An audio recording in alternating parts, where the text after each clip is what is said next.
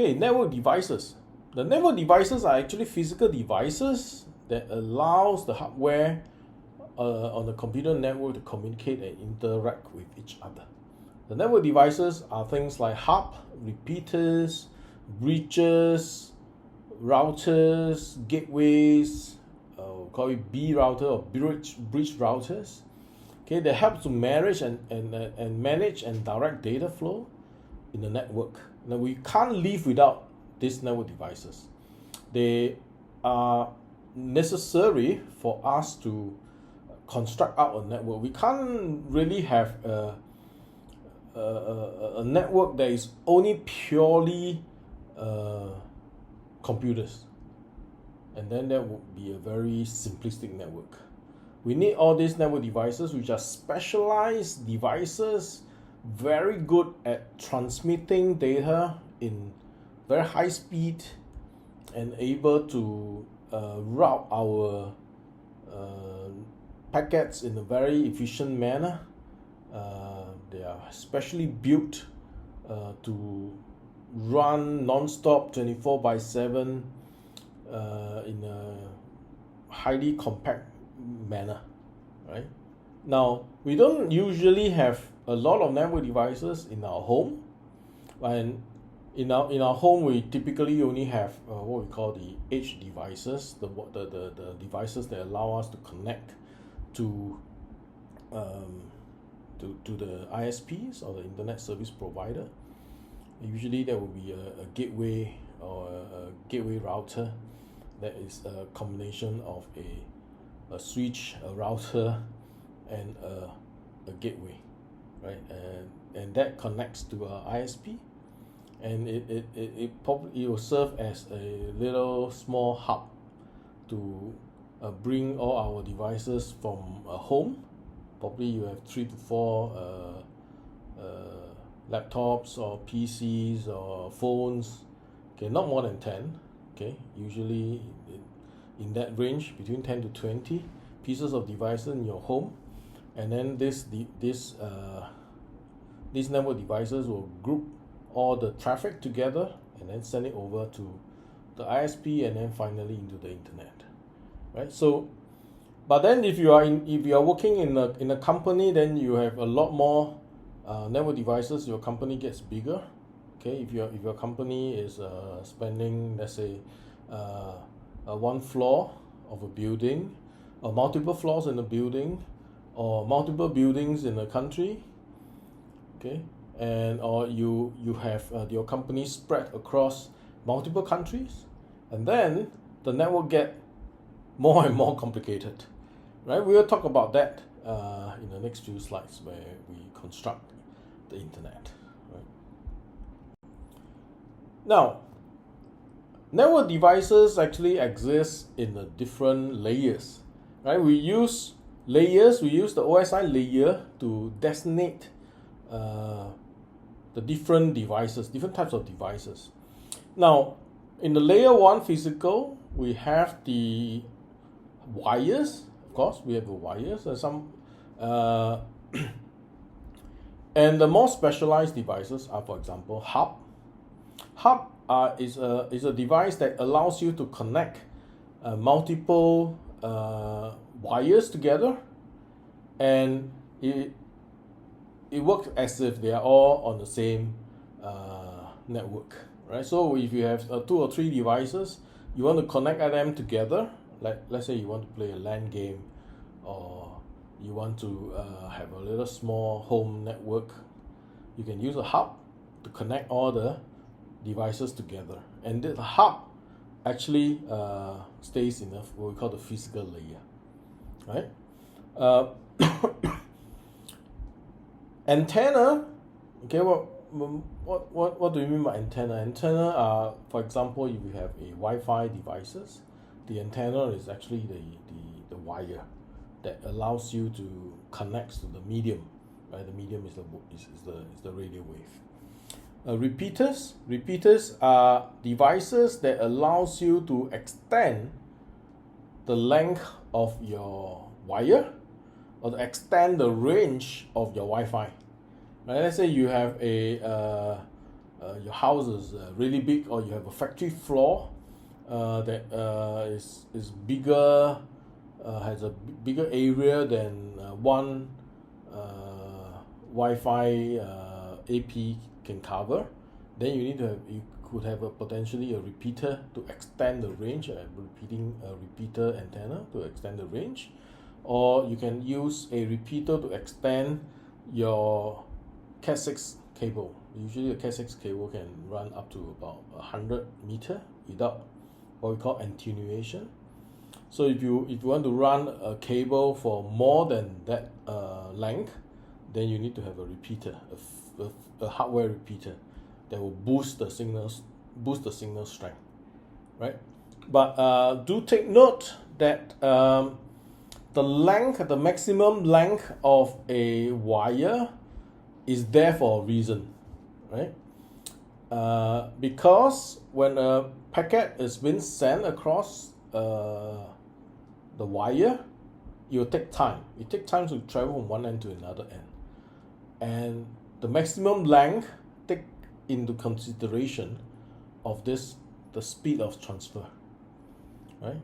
And if you extend your wire over a much longer distance, then the timing that a data move from one end to from the start to from the source to the destination will increase to a level that it may introduce error.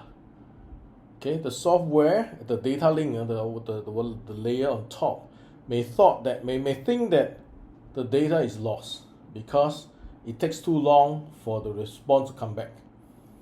Right, so be careful when you use repeater. Right, too many repeaters along the path is no good. Right, you may need to have a higher level layer. For example, you may actually need to have a router to split the path into two different networks, and then the network device will actually act as a repeater. In a sense, a repeater because it actually repeats the payload, but it also boosts the range because it actually terminates the connections. Right? So don't use a repeater without due consideration. Right? Now, the data link layer is where the switches, the bridge, and network interface card. The network interface card is the card that plug into your machine that connects to the network cable. The access point is also a data link layer, right? Now, one layer up at the network layer is where routers, or what we call layer 3 switches, VPNs resides, right? We'll talk about VPN later, okay? Then on the transport layer is where the gateway, the firewalls, this is where it resides. Now, we don't really have a network devices in the sessions and the presentation layer, as I mentioned just before. In the real implementation, okay, we kind of skip the sessions and presentation and squeeze everything into the application layer. Okay, so this is the more pragmatic approach. Okay. Now at the layer 7, the application layer will include devices such as a computer, a mobile phone, servers, application gateways, and application firewalls. These are what we call layer 7 firewalls or layer 7 gateways. These are the firewalls that actually understands the application. Now we will talk about firewalls later when we look at the individual devices. Okay.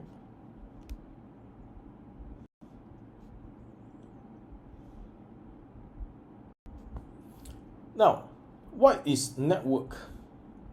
Network is a collection of devices that are linked to share resources. Okay, this is when network first started. right? When network was first introduced in the 1980s, okay, when a group of engineers come and set up the 3Com company, set up the Cisco companies. They created network interface card that links computers together, and this is the start of a network. That at those times, okay, companies use when computers first start out, we call it PCs, right, or personal computers, because they are working as individual machines. Okay, individuals use it. Okay, and when they want to share data, they will save the data into a floppy disk or into some media, and then they will pass it over to the next person. So that is the first network that we have is passing of data via storage. Okay? Now, obviously, that is not a very friendly, right? And let's say, for example, in a company or in the house, I only have one printer, and this printer is connected to one machine.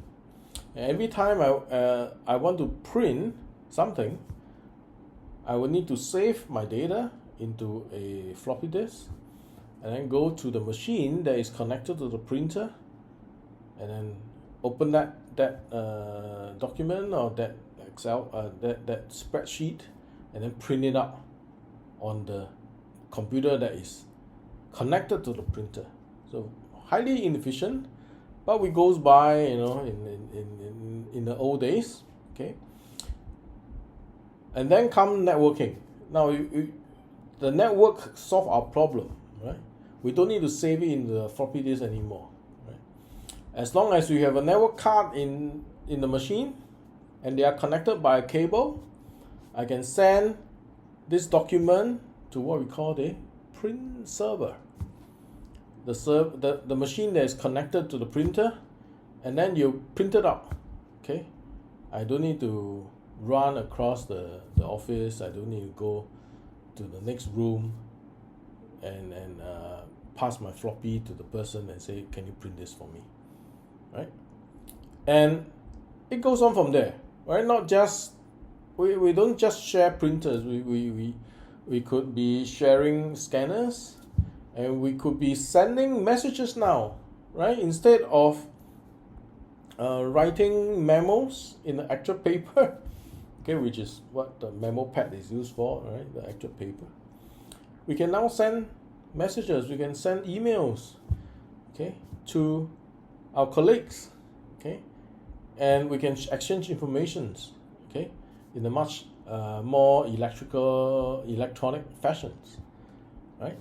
All because our friendly engineers has invented the network interface card and then connect them out together, right? Now, network started in the office in what we call a local area network, and then people want to think, hey, wouldn't it be good if we could connect my office to my supplier, to my customer? That'd be great, right? So that I can exchange information much easily in that fashion, right? Of course, when it first started, it actually it is the universities that is thinking about this. How wouldn't it be easier if I could send an email from one university to another university, right? Then the researchers can actually exchange their views. Don't need to only meet up. Don't need to call each other on the phone. Okay, long distance calls are quite expensive, right?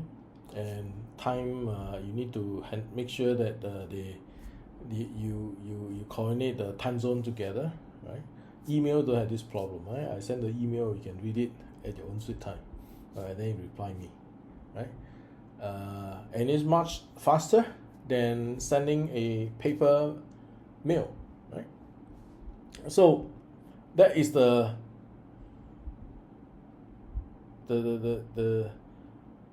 invention of what we call the internet, right? By connecting small little LAN into a WAN, or we call it the wide area network, right?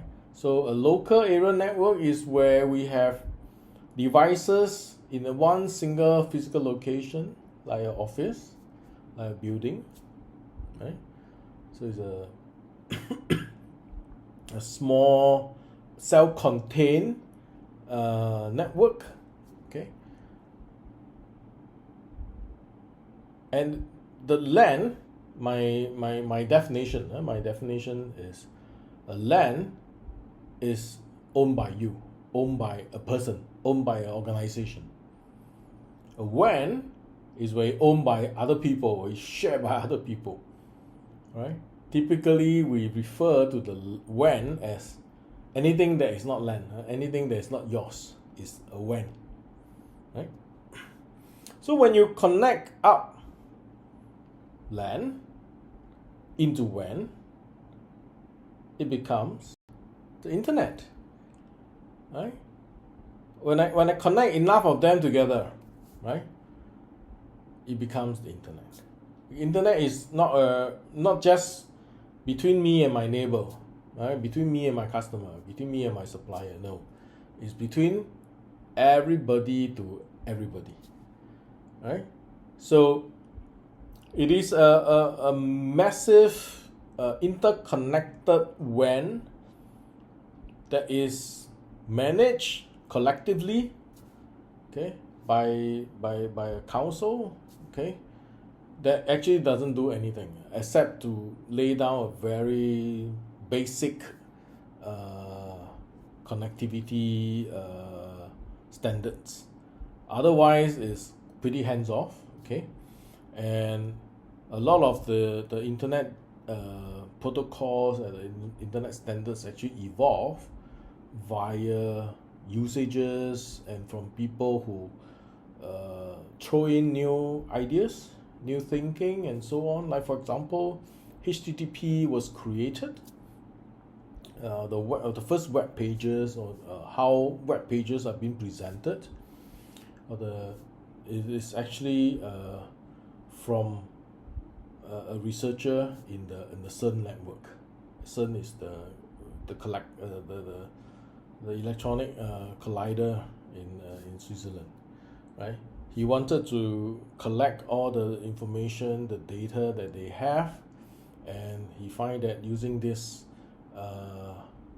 what we call a World Wide Web, or HTML, he is able to present it in a fashion, and can use it to communicate very easily between the researchers and so on. And then, of course, this method of presenting data, boom, it becomes the World Wide Web, right? And people are throwing web servers up, mushrooming, and have a big bubble blowing up in the late 1990s, right? So that is the internet, right?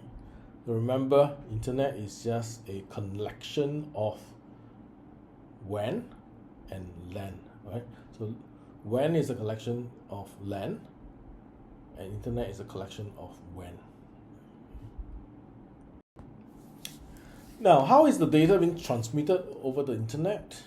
Okay, so we look at our most important layer in the internet, which is the layer 3. Layer 3 is where we define the route for the messages, right? So when we need to move a data from one machine to another machine, and these two machines are at two different ends of the world, okay, and is separated by many others machines, okay.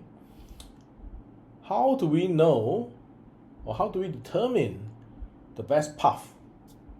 Okay, best path doesn't mean the fastest path, right? Best path means path that is reliable, that can be transmitted, and within a reasonable time frame, right? I don't want to transmit over a very slow network, but I also don't want to transmit over a network that is error prone, right? It could be very fast, but it's very error prone, right? So the best path is being determined as a combination of these two, right? We compromise between the two factor, the error rate, and then the speed, right?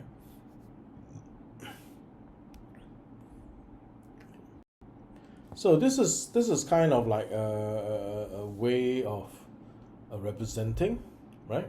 You can see that our just now we talked about this flowing down, okay, and across and flowing up, okay.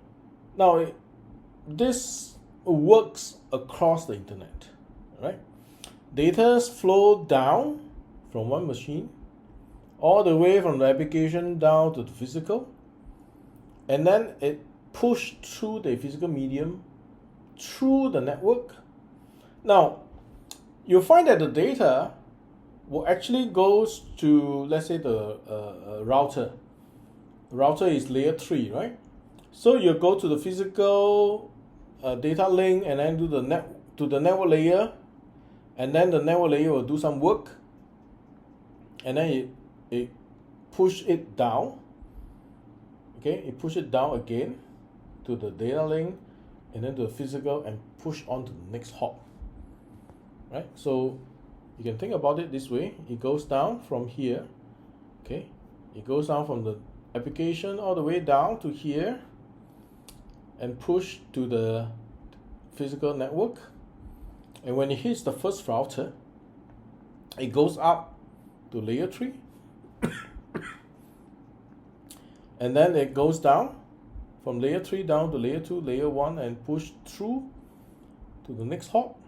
It goes up to layer 3, go down to layer 1, and then goes to the next hop. And then finally you reach the destination.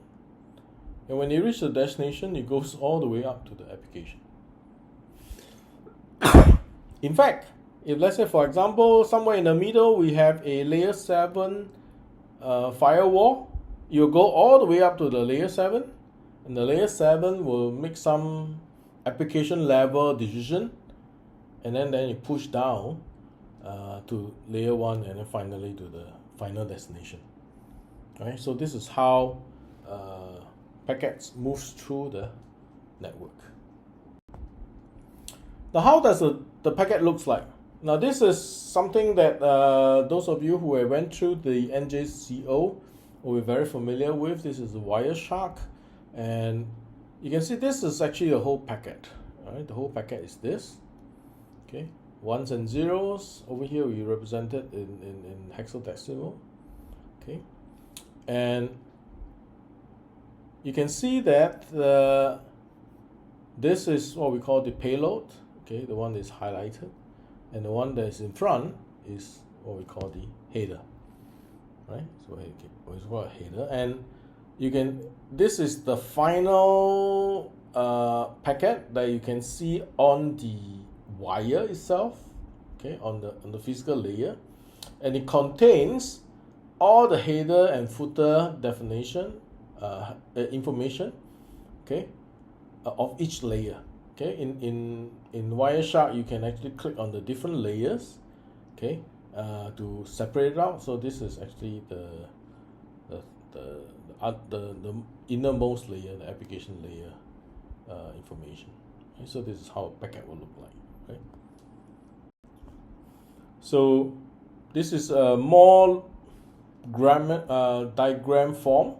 Okay, so the data will be separated into segment, and the segment will be separated into data, and then we have the different header, and then you get packaged into the different layers, right?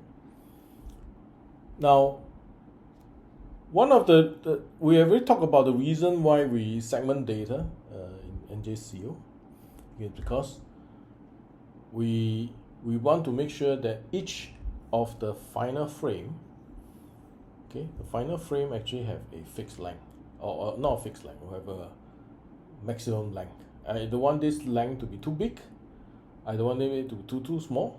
Okay, why we want it to be too big? Because if the frame is too big, then error correction will be very troublesome.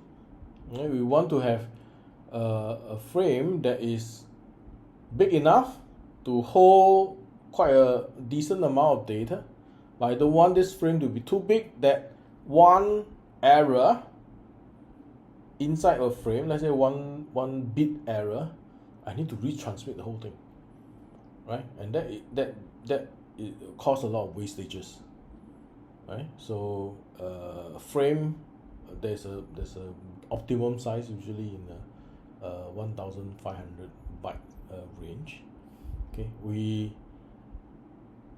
in the modern era we can have a big frame, a frame that is as big as 60 over 1000 bytes in length, but that is because this in today's world our error rate is actually very low, and we are able to transmit this big amount of data over the medium with minimum error.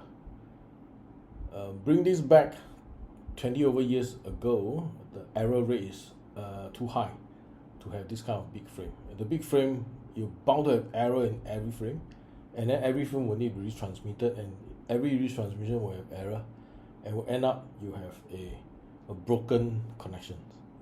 Right? So and today we have much less of this. But of course, if you are connecting to a very error-prone location, it's advised that you tone down. I mean, usually the layers will self-compensate. If they find that the error rate is too high, they will reduce the size of the frame, right? Okay. Now, a little bit about the TCP/IP protocol. TCP is called the Transmission Control Protocol, and then IP is Internet Protocol. These are the two main protocol that is running over the internet today, as I was mentioning just now. And IP is a connectionless protocol. Connectionless means it actually is one packet at a time. It doesn't chain the packet up, right? It is also the layer, the protocol that is responsible for addressing, and we'll talk about this in the addressing the addresses section. Okay, and that's why we call address a IP address. Okay, because it is belong to layer 3, right? TCP is a connection-oriented protocol. Connection-oriented meaning the connection is perpetual once it's been set up, and data are being error corrected. Meaning, if there's any error within the communication, this protocol will self-correct. It will resend the packet that is missing or packet that has error. Okay, there's some error checking mechanism within the protocol itself, right? So that's TCP/IP.